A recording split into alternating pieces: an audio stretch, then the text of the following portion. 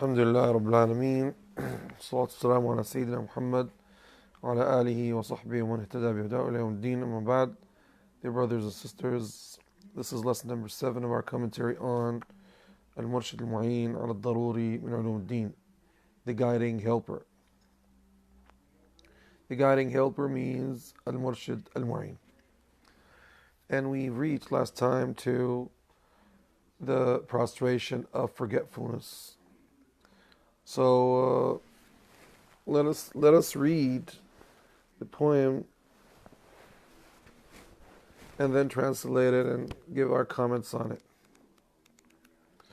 So he says here, Sujood As-Sahw فصل لنقص سنة سهوي سن قبل السلام سجدتان أو سنن إن أكدت ومن يزد سهوا سجد بعد كذا والنقص غلب إن ورد وصدرك القبلية مع قرب السلام وصدرك البعدية ولو من بعد عام عن مقتدي يحمل هذين الإمام وبطلت بعمد نفخ أو كلام لغير إصلاح وبالمشغيل عن فرض وفي الوقت أعد إذا يسن وحدث وسهو زيد المثل قهقهة وعمد شرب نكل وسجدة قيء وذكر فرض أقل من 6 كذكر البعض وفوت قبلي 3 سنن بفصل مسجد كطول الزمن وستدرك الركن فإن حال ركوع فألغ ذات السهو والبناء يطوع كفعل من سلم لكن يحرم للباقي والطول المفسد ملزم من شك في ركن بنى على اليقين وليسجد البعدية لكن قد يبين لأن بنوا في فعلهم والقول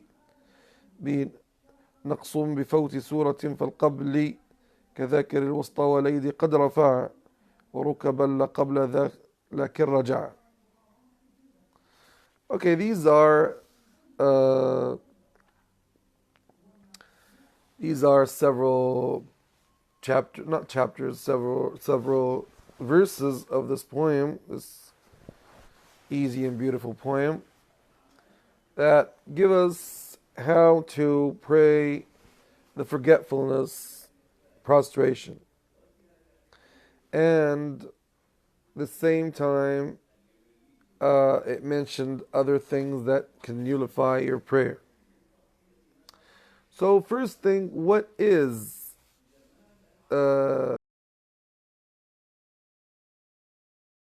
forgetfulness prostration? Is it sunnah? Is it fard? What is it exactly? Scholars say that it's sunnah, it's not fard, but actually some of them say it's fard. And especially they say that sujood al-qabli, that means when you prostrate before you go out of your prayer, that is obligatory. But if it's after the prayer, it's not obligatory. That's why he says here, let us read the English translation, because we have here several translations actually. And I found a translation here that's like a song actually. It's like a song. They made it as a poem or something like that. So they say here, prostration of forgetfulness. Now, if you missed a stressed sunnah, that means it's one of those 10 sunnahs that we've mentioned before. What are these 10 sunnahs that we mentioned before? We said all the takbirs except the first takbir. We said reciting the surah after Surah Al-Fatiha. We said reciting with loud voice in some places and with low voice in some places. We said standing up to recite the surah after the Fatiha. We said saying the tasbih when you are saying Sami Allahu liman hamida for the imam and for the one who's praying by himself, and that's in every when you stand up from your bowing down, and sitting the middle tashahhud, and saying the tashahhud, and that's for 2 rak'ahs. So these are for every rak'ah. And then, uh, okay, sitting down and reciting the tashahhud. So these are in every rak'ah. So what else? What else did we say? So these things, if you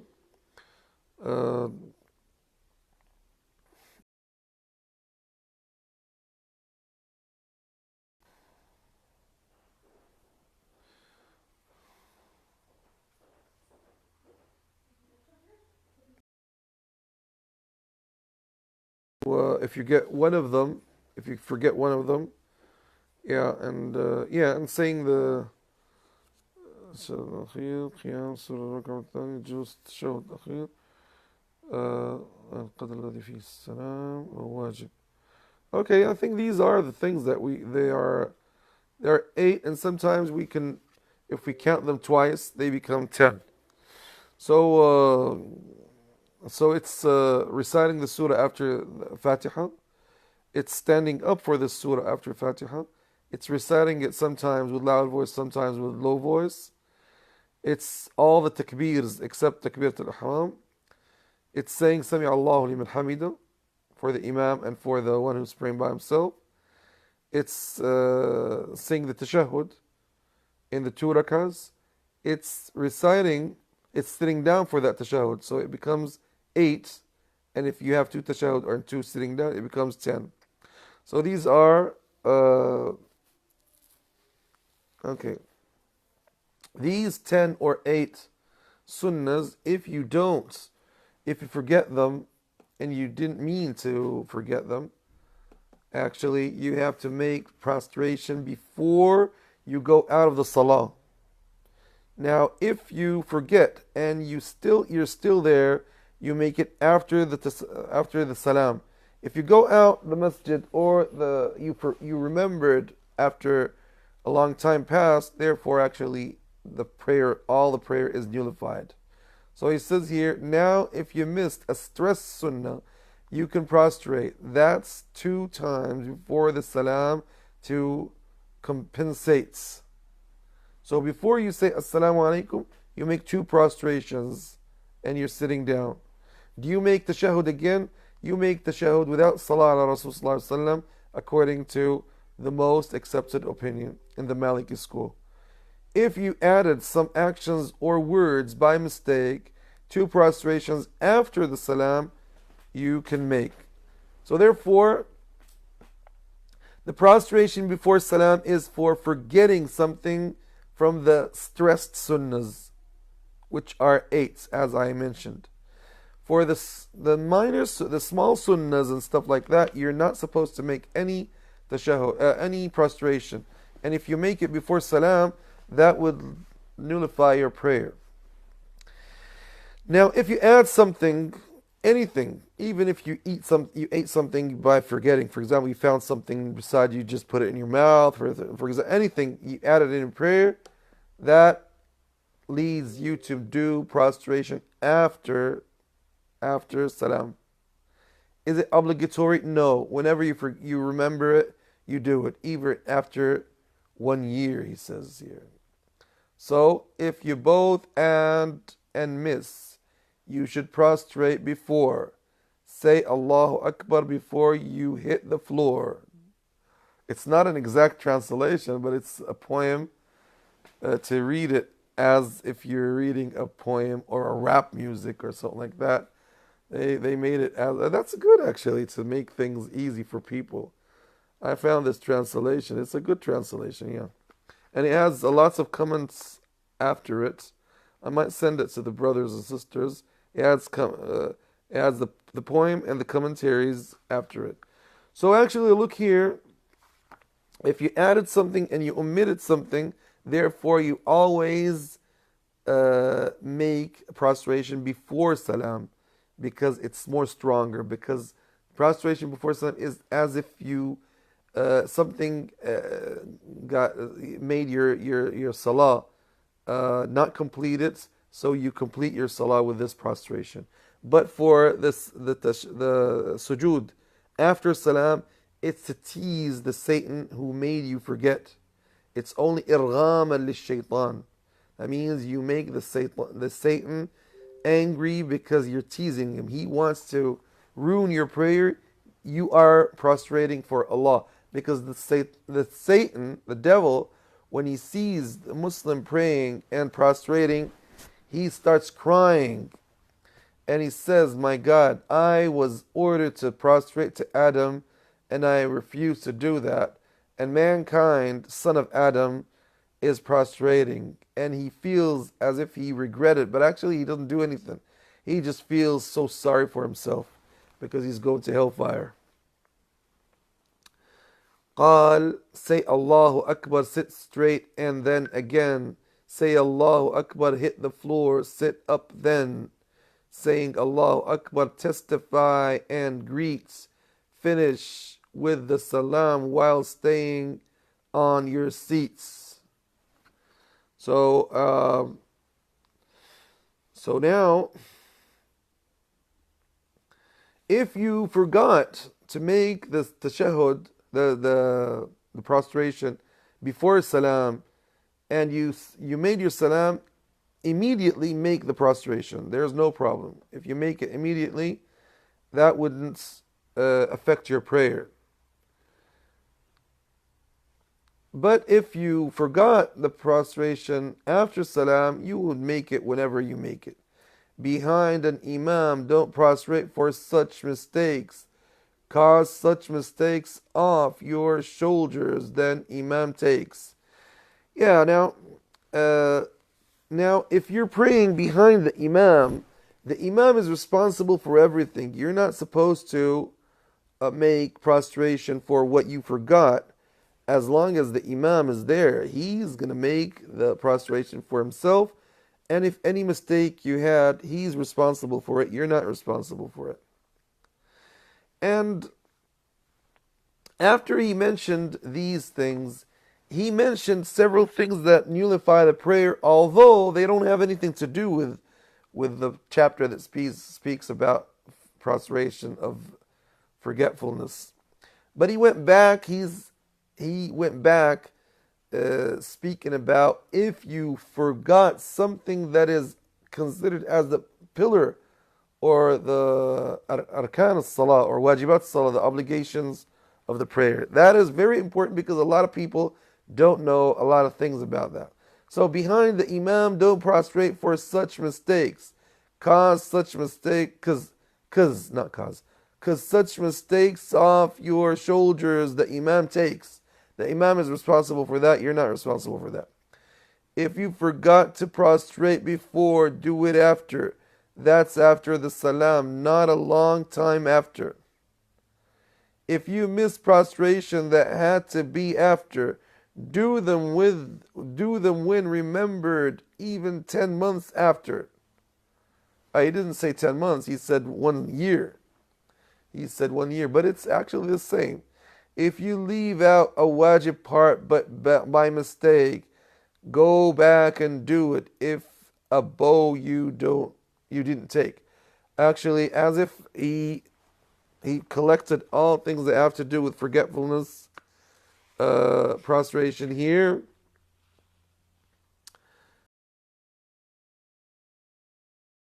There are things that were mentioned here. I'm going to mention them and go back to what he's saying now. He says, وَبَطَلَ, that means the prayer is nullified if you meant to blow or talk.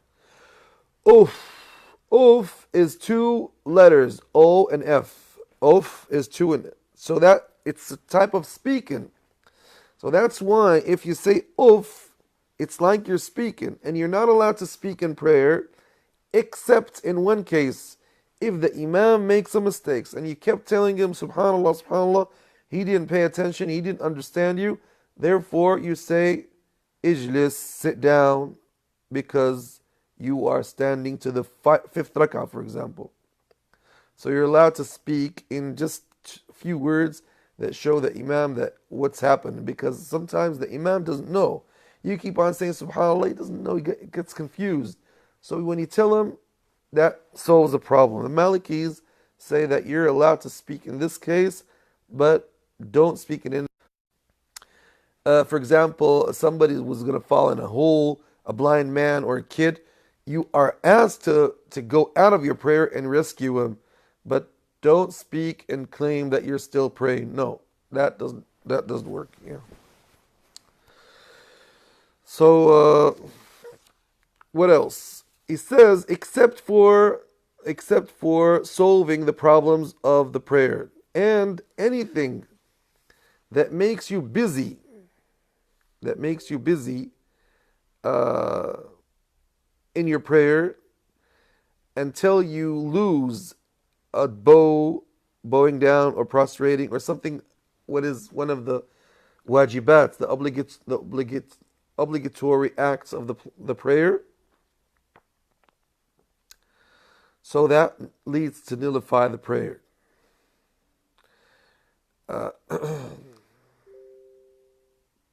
Yes. So if you forget, for example, وَبِالْمُشْغِلِ عَنْ فَرْضٍ وَفِي الْوَقْتِ أَعِدْ إِذَا يُسَنْ. That means anything that makes the one who's praying busy, that he leaves one of the obligations of the prayer, that means his prayer is nullified.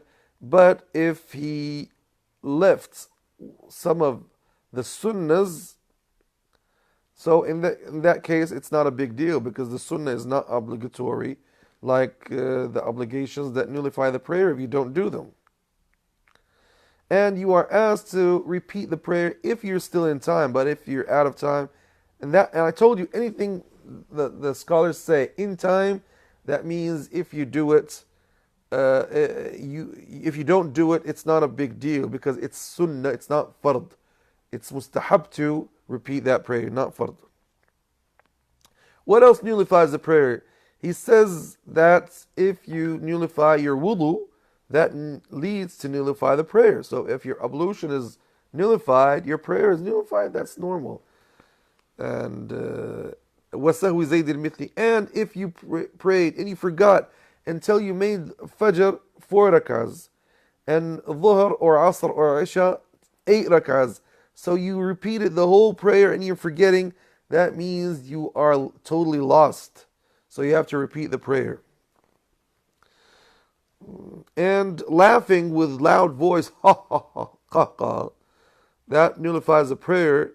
And if you meant to eat and drink, all those things nullify the prayer. But if you did that not by intention, for example, you forgot, therefore you make sujood after your salam. You make sujood after your salam. And if you meant to add anything to the prayer which is considered as the obligation or obligatory actions, like you added a prostration, you added a bowing down, you bowed down twice in one rak'ah, prostrated 3 times or 4 times in one rak'ah, all these are types of things that nullify your prayer. Vomiting, if you vomited by intention, that nullifies your prayer. So if you vomited by intention, not if you felt that you're going to vomit and you didn't actually vomit, or you vomited not by intention because you were sick, so you put it in somewhere and it didn't affect your prayer. Or else, if you vomited and then you went swallowing it again, and you could have just threw it away, in that case, this nullifies your prayer, especially if it reaches to your mouth. But if it's only in your throat and it goes back, no, that doesn't nullify your prayer. But if it reaches your mouth and you spit it, that doesn't nullify your prayer. Now, there are cases that when you remember a prayer that you still didn't pray, and that is the 6th prayer in the day. For example, you're praying Isha and you remember that you didn't pray Dhuhr, or you didn't pray Fajr, or you didn't pray Asr.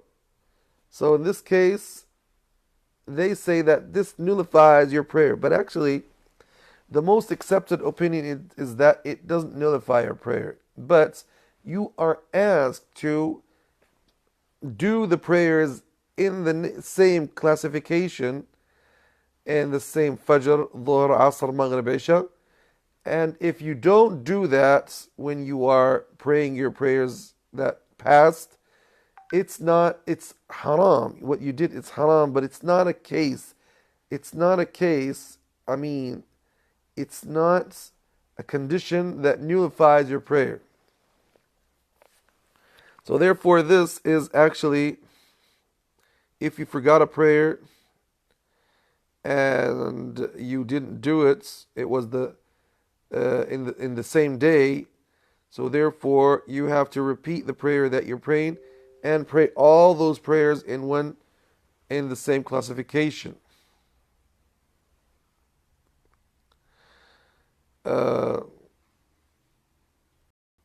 طيب. What if it was more than that? Lots of prayers, the whole day you didn't pray, you forgot, you had an excuse or something like that. Actually, there's no excuse, but you meant to do it or something like that. In that case, if it was more than 6 prayers, therefore just pray the prayer you're doing and then go pray all the prayers that passed. And if you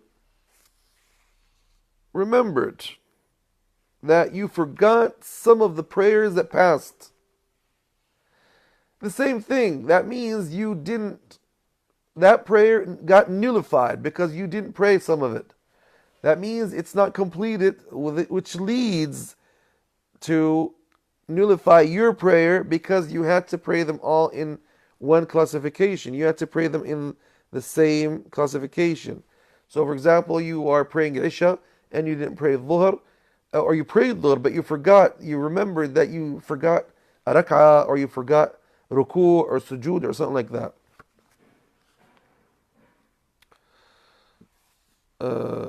The same thing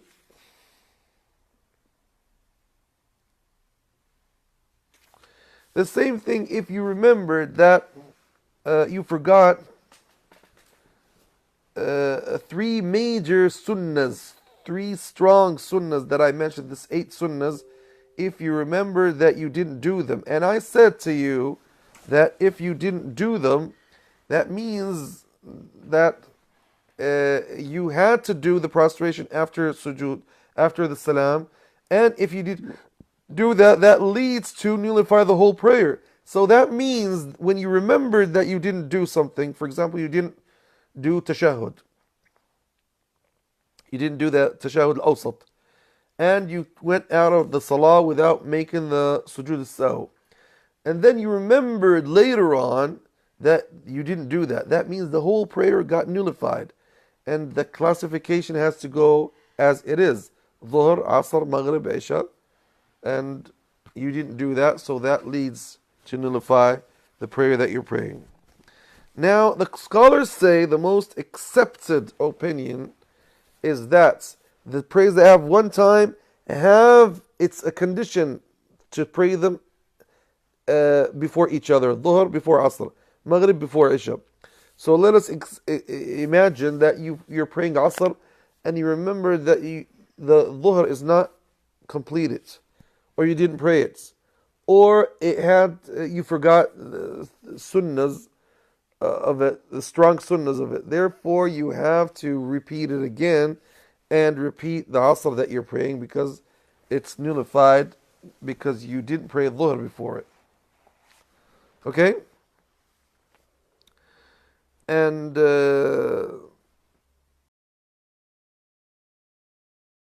Zamaniya, yeah. So this is main text explanation notes. Let me see.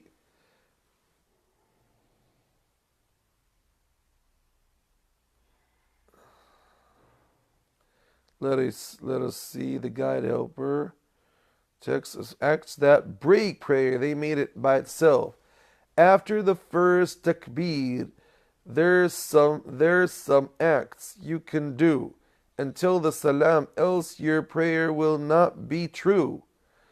The following acts break prayer if on purpose done: to skip a wajib, to add a non-verbal one, to eat, drink, vomit, talk Arabic or English,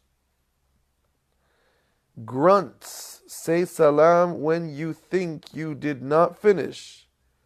Prayer breaks if the next are done even by mistake. Moving around a lot, say stay still for Allah's sake. Getting an impurity stain, losing pureness. Laughing out loud, disclosure of course nakedness. Disclosure of course nakedness. Turning completely away from prayer's direction. Being occupied while away from wajib action. Remembering fewer prayers you missed. Omitting the prostrations for 3 sunnahs missed. Sunnahs, what do you mean by 3 sunnahs here? 3 sunnahs, that means if you forgot 3 takbirs, Allahu Akbar, Allahu Akbar, Allahu Akbar, these are 3. Or you forgot 3 Sami Allahu liman hamida. You have 4. You forgot 3. Or if you forgot the surah after Fatiha, that leads to forget the surah. And reciting it loud or low, and standing up for it. For those are 3 sunnahs. Forgetting the tashahhud in the middle of the prayer, so the tashahhud, and sitting down for it. And third one, actually, it's not a strong sunnah about it. It's mustahab, recommended. The tashahhud that Imam Malik chose, at-tahiyyatu lillah, zakiyatu lillah, salawatu tayyibatu lillah, etc. So these are the 3 sunnahs he means. These are the 3 sunnahs he means. Turning completely away prayer's direction. Being occupied away from wajib action. Remembering 5 or few prayers you missed. Omitting the prostration for 3 sunnahs missed. Doubling the units in prayer by mistake.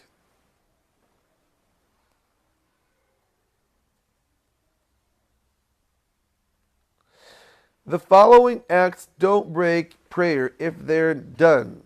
Also, there's no need to prostrate for anyone. Listening to someone.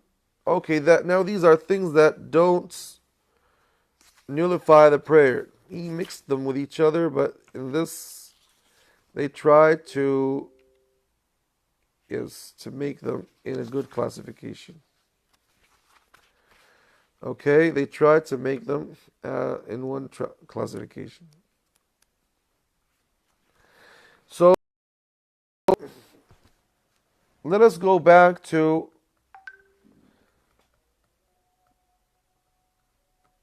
prostrations of forgetfulness. Let us see what are the things that nullify the prayer if you forget one of the main the obligations of the prayer. If you both add and miss, okay, we said that. Behind an imam, if you forget to prostrate before, do it after. If you miss prostration, then that had, okay.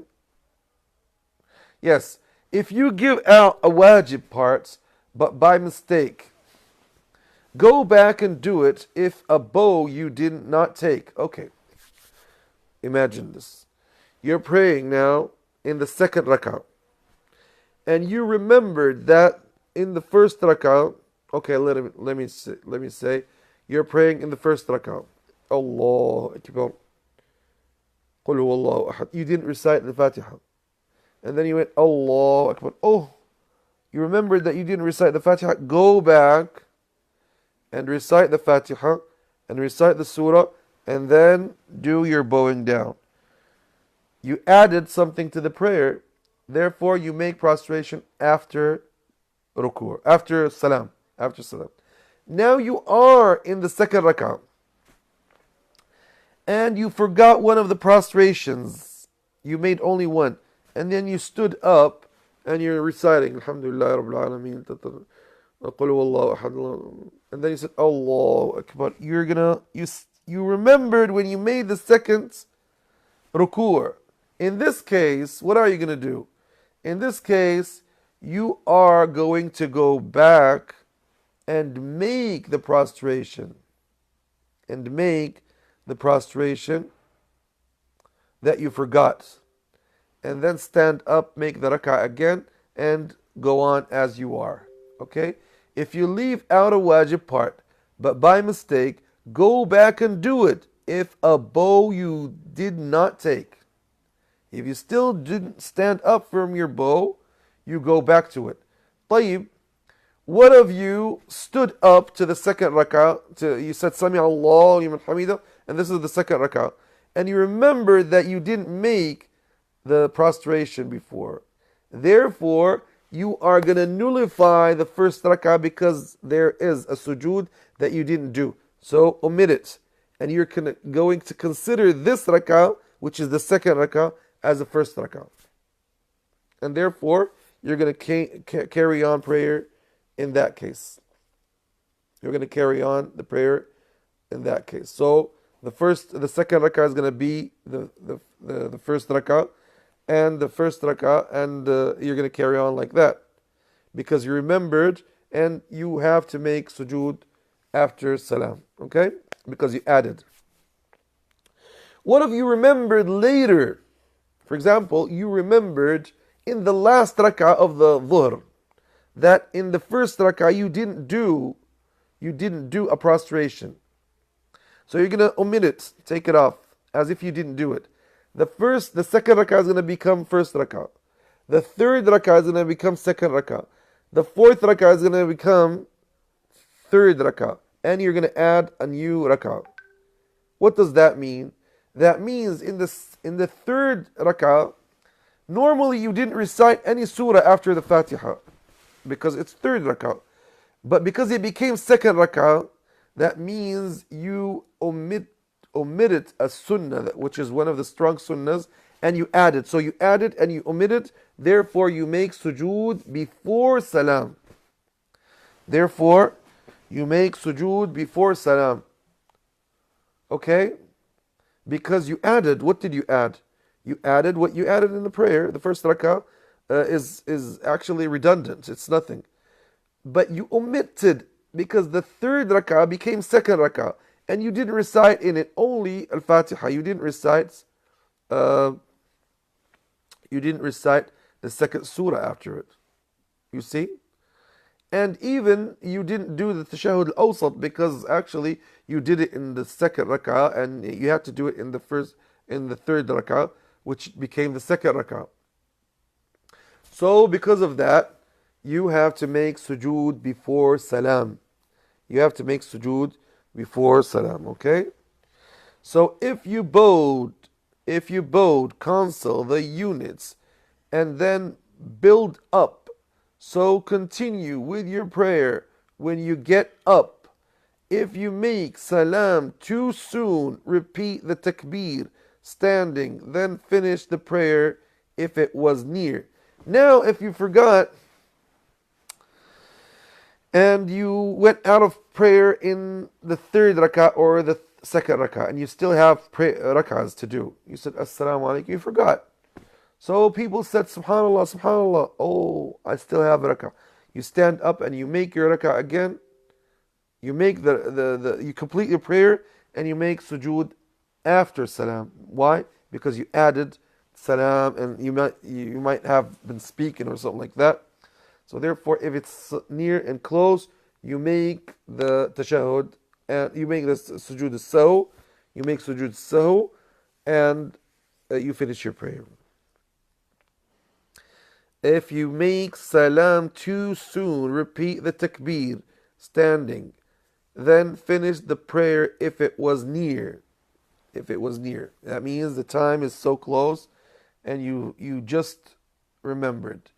In each cases, you prostrate after your salam, even if you are praying behind an imam.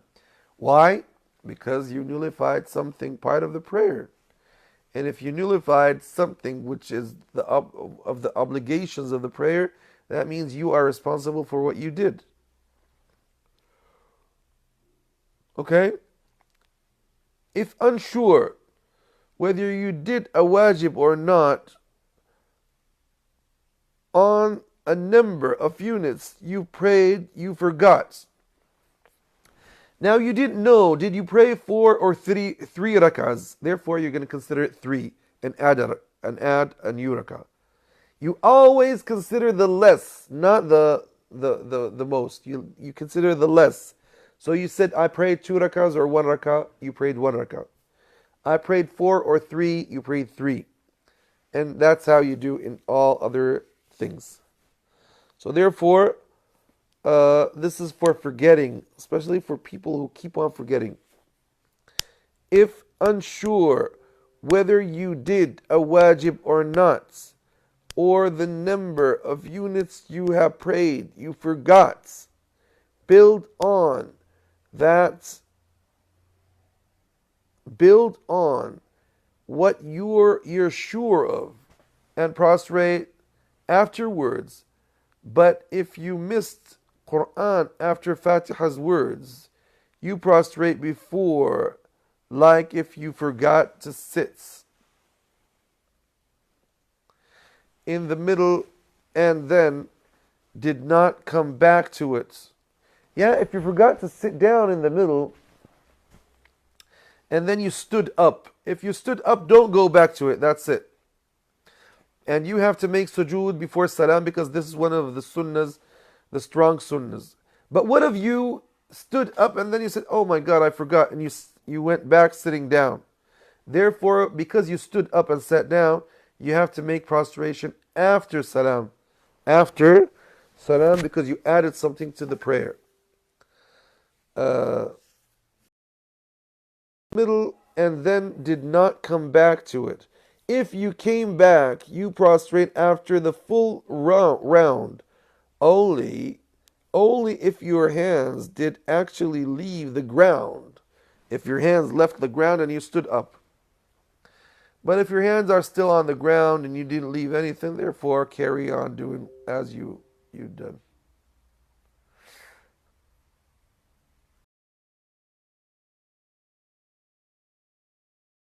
The acts that break prayer and acts that don't.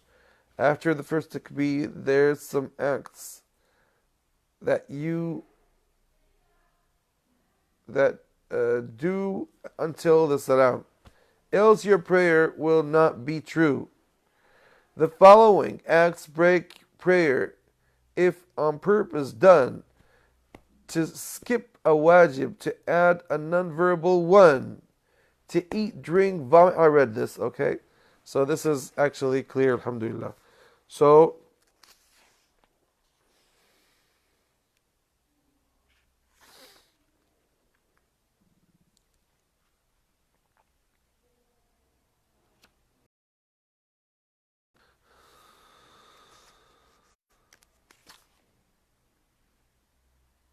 I think that now we've mentioned all what we were speaking about. All these, we spoke about them. Okay.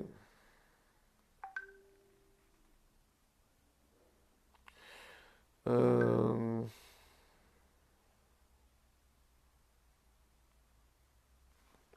okay.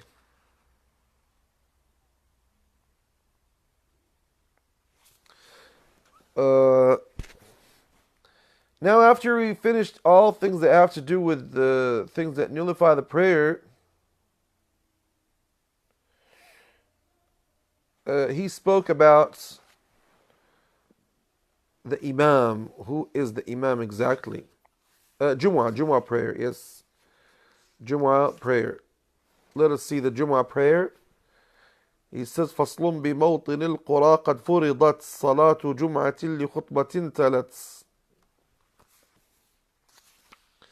بجامع على مقيم من عذر حر قريب بك فرسخ ذكر وأجزأت غير النعم قد تندب عند الشروع عند الندى السعي إليها يجب وسن غسل بالرواح اتصل نديب تهجير وحال جملا بجمعة جماعة قد وجبت سنت بفرض وبركعة رست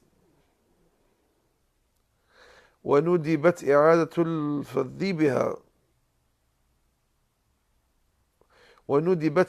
الفذ بها لا مغربا كذا عيشا موترها. Yes, okay.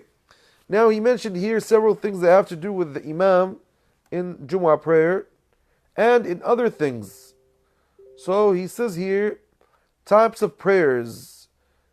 Those responsible must pray 5 prayers a day. Men have to pray in congregation on Friday. So Jumu'ah is obligatory on every free adult male. Free adult male that is residents,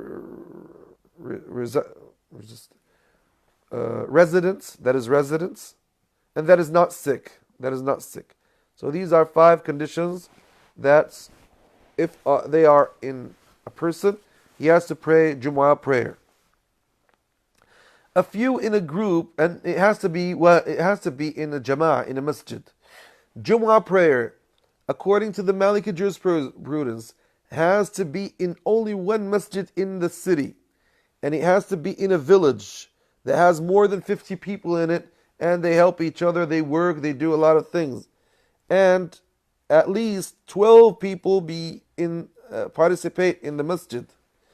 And it needs an imam to give the speech, 2 speeches, and then he prays 2 rak'ahs with loud voice, and the khutbah has to be in Arabic, or the main khutbah in Arabic, and he can translate it to English or give other explanations in English or in any other language, not Arabic. And it has to be in a masjid. So it's not allowed to be in any place that people can't go to and gather each other to. So this is the condition.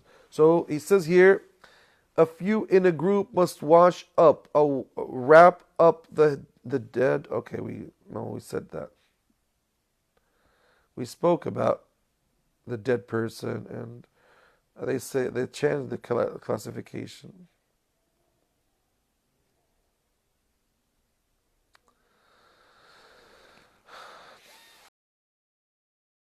Okay, he says here that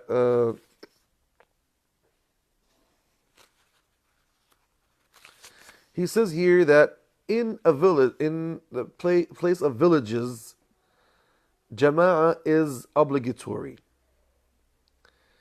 and it has to have 2 rak'ahs after 2 speeches in a masjid, big masjid, that gathers everybody in the city or the village. Not every place prays.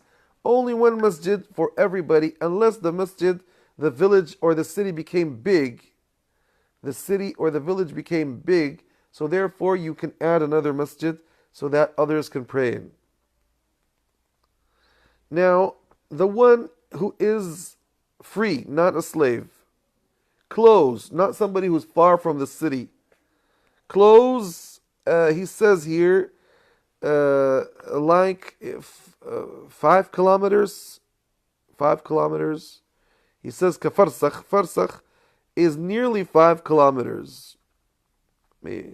So if you are close to the village by 5 kilometers, you have to pray Salatul Jumu'ah with the people. Now, if you are not a male, you are a woman, or a slave, or somebody who is sick, and or somebody who's a child, still not an adult. still not an adult. And you went and prayed Salat al-Jumu'ah. Do you have to pray a Dhuhr again? Or that's it? No, that's it. If you prayed it, even if it's not obligatory for you, that is fine. That is you made what you had to do. So you're not supposed to pray again something else. Okay, now if a woman went to pray, participate in Salat al-Jumu'ah, she didn't do something bad. If a child went, if a slave went, if etc., a sick man went, and if you are in a travel, in a journey, and you went to pray Salat al-Jumu'ah in the masjid, yeah, that's good. That's good. No one says that you're not supposed to do that. Okay? وأجزأت غير. Yes, others, it might be even recommended for them to participate in Salat al-Jumu'ah, especially if that strengthens their faith or makes them more understand a lot of things that they didn't know and all things like that, yeah.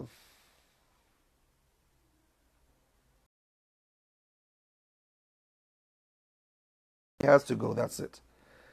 But before that, it's recommended for you to go to the masjid before and sit down and recite Quran and do. What are the things that are sunnah, recommended for Salat al-Jumu'ah? He says, وَسُنَّ غَسْلٌ بِالرَّوَاحِ اتصَّلَ, to have a shower, all your body, and go immediately to the masjid.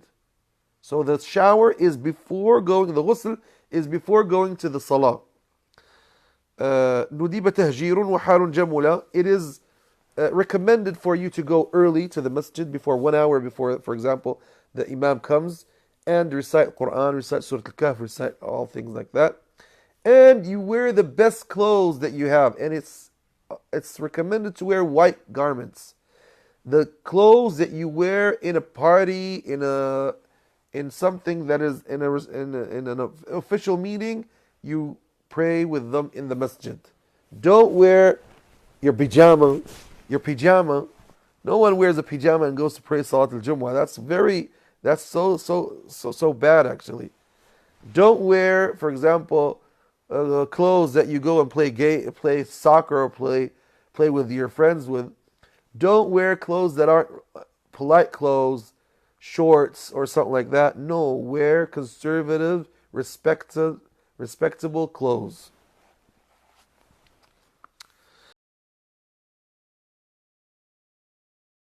But al-Jama'ah is obligatory in Salat al-Jumu'ah according to the Malikis. But it's sunnah in all other prayers. It's sunnah mu'akkada, actually. It's sunnah mu'akkada in all other prayers. So if you Fajr, Dhuhr, Asr, Maghrib, Isha, you pray in the masjid, that is strongly recommended. And if you sunnat bifardin wa bi rak'atin rasat. Yes, if you reach only 1 rak'ah, you had the ajr of the whole jama'ah. But if you didn't reach anything, you didn't take the jama'ah. You're not part of the jama'ah. Maybe you, because of your intention, you would take ajr for that, but you didn't take the reward for Salat al-Jama'ah. وَنُدِبَتْ إِعَادَةُ الْفَذِّ بِهَا. Yes, if, subhanAllah, you didn't pray jama'ah in the masjid, and or you prayed by yourself, and then you found a jama'ah, it is recommended for you to pray again, repeat the prayer, because you will take the reward of the jama'ah. And the Prophet ﷺ says that jama'ah is better, is superior than praying by yourself with 28 degrees. 28 degrees? That's very good, actually. But there are 2 prayers you're not supposed to pray them again. What are they? Maghrib. You're not supposed to pray Maghrib again. Why? Because Maghrib is odd. So if you make it again, it'll become 6 rak'ahs, and that would you have to finish your day with an odd number. That's what they say. And Al-Isha, if you prayed Al-Witr, because that leads you to pray Witr again, and the Prophet ﷺ says, La witrani fi layla, you have to pray Witr only 1 time. And Witr is the ending of all the prayers. You have to make them in an odd prayer. That's what scholars say. وندبت إعادة الفذ بها لا مغربا كذا عشا موترها. Yes. What are the conditions of the Imam? He says شرط الإمام ذكر مكلف آت بالأركان وحكما يعرف. Okay. What are...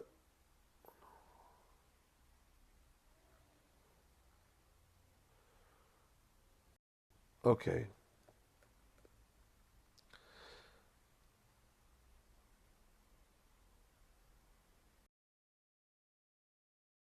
Prostration of the main column.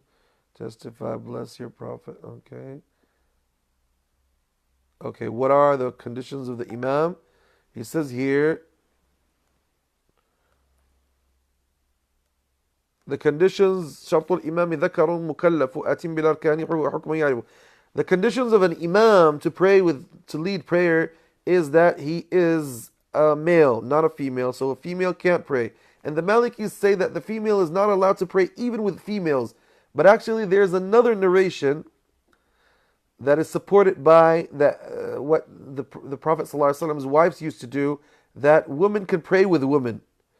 Women can lead prayer with women, with each other, and she stands up in the same role, not besides them or in front of them like men do. So that is actually more stronger. And the woman doesn't lead men, of course. The woman doesn't lead men in prayer. Mukallaf, that means he has to be an adult, but if he's still not an adult, he's not allowed to lead people in prayer. Maybe he can lead them in sunnah, but not lead them in obligatory prayers, the 5 regular prayers. Atim bil arkani wa hukman ya'rifu, that means he has to know the conditions or all the rulings of the salah. And he has to have the ability to do all the obligations of the salah. So if he can't stand up, or he can't bow down, or he can't prostrate, therefore he prays with people who are like him. But he's not supposed to pray with the people who can do those things. Or he can't speak, so he can't recite. Oh, so therefore he can pray with somebody who's like him. He can lead salah with somebody who's like him, but he can't lead with people who are normal. Okay? So, شرط الإمام ذكر مكلف آت بالأركان وحكما يعرف. He has to know the conditions, what nullifies the prayer, what doesn't nullify it, how to do the forgetfulness prostration, all these things. So if something happens in the prayer, he knows how to solve the problem. Not he gets confused and he doesn't know what to do. And وغير ذي فسق ولحن واقتدى في جمعة حر مقيم عددا. He has to be not somebody who is rebellious, nor somebody who makes a lot of mistakes in reciting, and he's not supposed to be somebody who prayed behind somebody and then he's completing his prayer. Okay? What do we mean not rebellious? Scholars say not rebellious, that means he doesn't mean to nullify his prayer or play games in his prayer. Not somebody, for example, who smokes, who shaves his beard, whose wife doesn't wear hijab, or etc. All these people are considered as wrongdoers. Can a wrongdoer lead somebody who's not a wrongdoer? All of us are wrongdoers anyway. But scholars say that he can lead, but it's better to make him somebody who's just. It's better, but he can lead the prayer.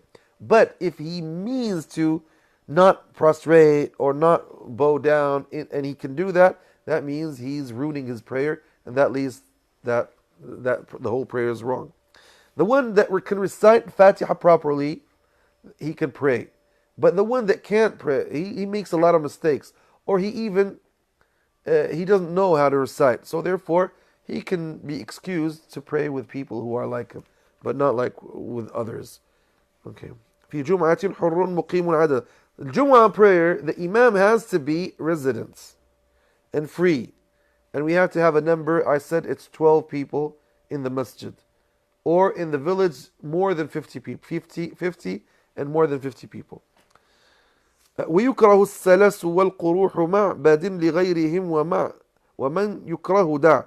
It's unpreferable to pray behind somebody who's sick, that his urine keeps on coming down and he can't control it, or anything else that comes down and he can't control it.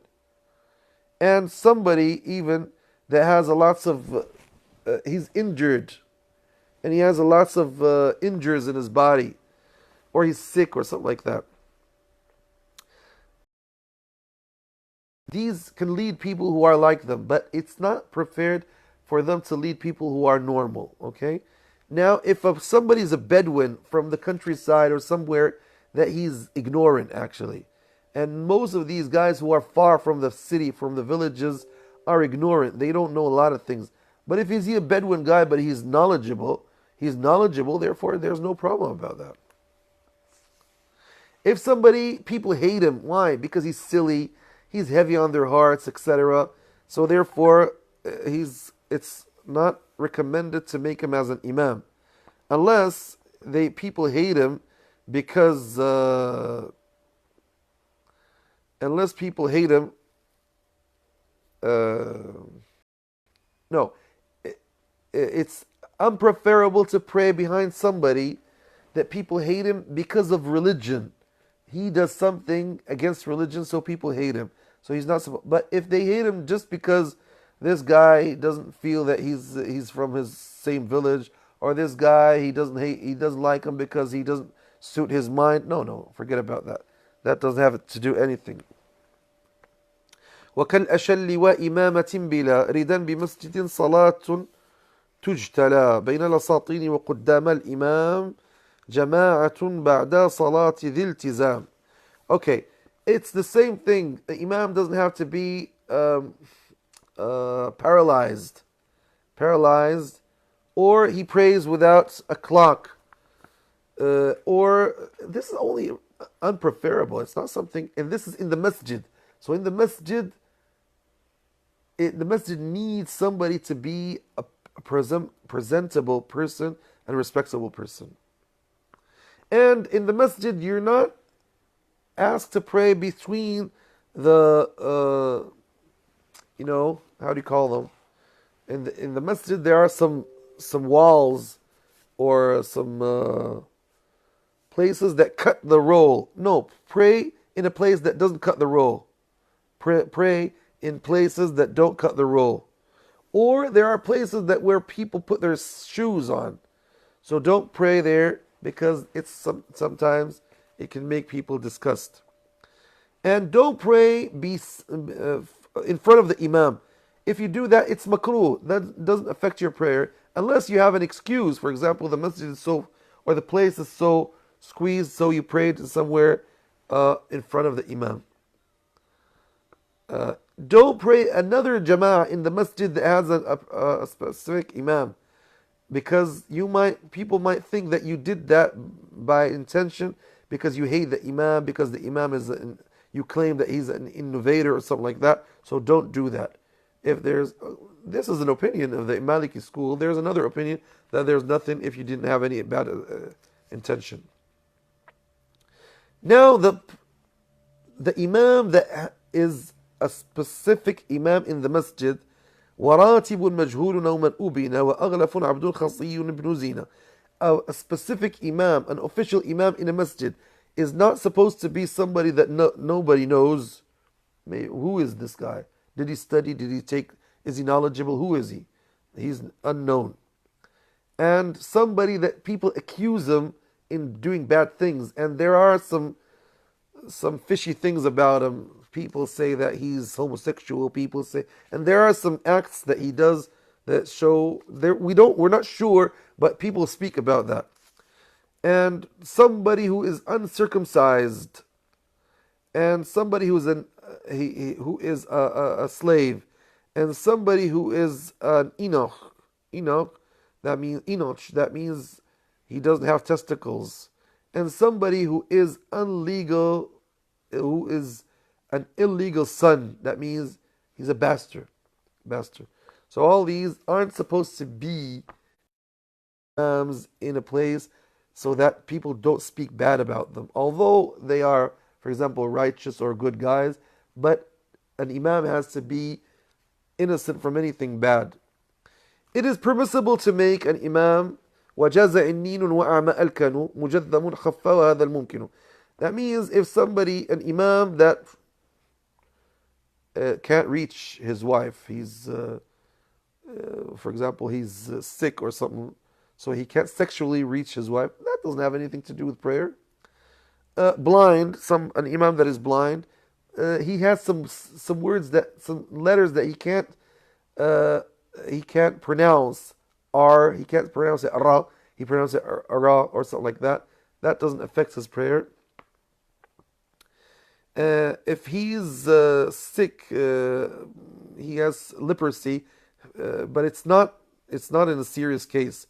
Only some few leprosy in his body, and this is enough for today. والمقتدي الإمام يتبع خلا زيادة قد حققت عنها عدلة. Now the imam, the people behind the imam have to follow the imam in all what he does, except if he went doing an extra rak'ah. Instead of praying 2 rak'ahs in Fajr, he prayed 3.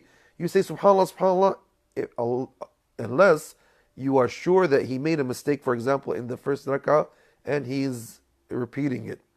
But if you're sure that he made a mistake, don't follow him. And if you follow him, that would lead to nullify your prayer. That would lead to you nullify your prayer.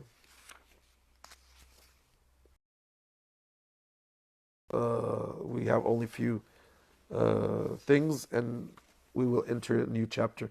So it says أحكام المسبوق وأحرم المسبوق فورا ودخل مع الإمام كيفما كان العمل. If you came late and you found the imam, whatever he is, you say Allahu Akbar, and you follow the imam with another takbir. Allahu Akbar if he's bowed down or prostrate or whatever. So you start Allahu Akbar standing up, and then you follow him with another takbir. Allahu Akbar, follow him wherever he is. مكبرا إن ساجدا أو راكعا ألفاه لا في جلسة وتابعه. Now you say Allahu Akbar if you found him prostrating or bowing down, but if you found him just sitting down, you just sit down without saying Allahu Akbar. وتابعه إن سلم الإمام قام قاضيا أقواله وفي الفعال بانيا. Now, if the imam says Assalamu alaikum, he stands up to repeat what he missed. But what does he do? He repeats. He goes praying as if he's doing his prayer in a normal classification. But in things that he recites, he does as if he's repeating them again. For example, you're praying Salat al-Maghrib. You found him in the last rak'ah, the third rak'ah, the last rak'ah. So he said Allah Akbar, you went with it. When he says Assalamu alaikum, you stand up. You stand up, you recite it with loud voice and with the surah after it, and then you sit down, you make your tashahhud, because it's the second, and then you stand up in the third rak'ah, which is for you the third rak'ah, and you recite with loud voice, and you recite al-Fatiha and the surah after it, and you finish the salah. So this is, in reciting, you consider it as something that passed, and you're doing it again. But in actions, you consider it as things that you still didn't do. كبر إن حصل شفعا أو أقل من ركعة والسهو إذ ذاك احتمل.